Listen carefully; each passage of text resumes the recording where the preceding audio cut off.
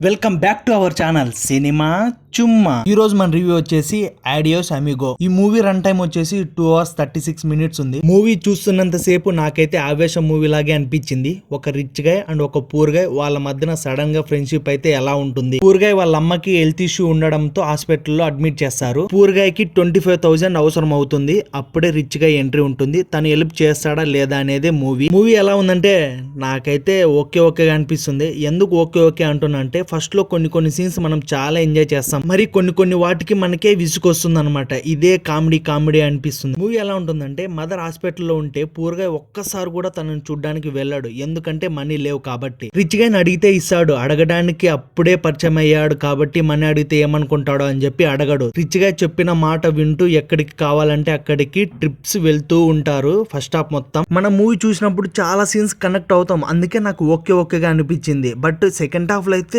చాలా వాటికి connect అవ్వం. Second half లో వాళ్ళ మదర్ గురించి చెప్పిన తర్వాత కొంచెమైనా సీరియస్నెస్ అవుతాడు అనుకుంటాం. మళ్ళీ అదే కామెడీ. సెకండ్ హాఫ్ అయితే చాలా అంటే చాలా వరెస్ట్ బోరింగ్ గా ఉంటుంది. అంతసేపు కామెడీ చూసాము, మళ్ళీ కామెడీ ఎందుకు అనిపిస్తుంది. సెకండ్ హాఫ్ లో అయితే చాలా లాగ్ ఉంటుంది మూవీ. చాలా సీన్స్ లో ఎందుకు ఇలా చేస్తున్నారు, ఎందుకు అనిపిస్తుంది. పర్ఫార్మెన్స్ అయితే పూర్ గా అండ్ రిచ్ గా మధ్యలోనే మొత్తం సీన్స్ ఉంటాయి. వాళ్ళిద్దరు అయితే చాలా బాగా యాక్ట్ చేశారని చెప్పాలా. సినిమాలో మిగతా వాళ్ళు అలా వచ్చిపోయినా కూడా ఓకేగా అనిపిస్తుంది వాళ్ళది. లాస్ట్ లో మూవీని పేరెంట్స్ తో చూడొచ్చా అంటే పక్కా పేరెంట్స్ తో చూడొచ్చు. అలాంటి సీన్స్ ఏమీ లేవు, కానీ ఫుల్ ఫన్ ఉంటుంది. కొంచెం అక్కడక్కడ స్లోగా ఉంటుంది, పర్లేదు అనుకుంటే చూడొచ్చు. That's it guys. ఇలాంటి రివ్యూస్ కోసం మన ఛానల్ ని సబ్స్క్రైబ్ చేసుకోండి మావా.